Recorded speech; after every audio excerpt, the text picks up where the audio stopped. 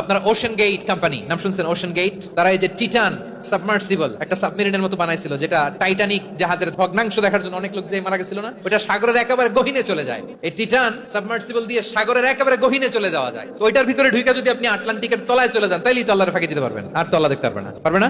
সাগরের অতল গহ্বরে চলে গেল, পাহাড়ের সুরঙ্গের ভেতরে ঢুকে গেল, মহাকাশ স্টেশন পাড়ি দিয়ে মঙ্গলে পাড়ি জমালেও আমার আল্লাহর চোখ কঠিন কালেও ফাঁকি দেয়া যাবে।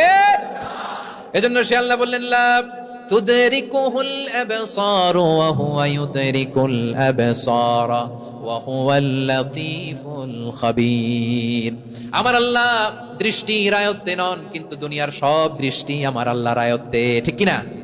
সূক্ষ্মদর্শী, সূক্ষ্ম থেকে সূক্ষ্ম পাপ কাজ যেভাবে যেমনটি করেন সব দেখেন। মুখে না বললে অন্তরেও চিন্তা করলো, অন্তরে চিন্তার উদ্রেক ঘটেছে, ওইটা তো কেউ জানে না, কিন্তু জানেন কে?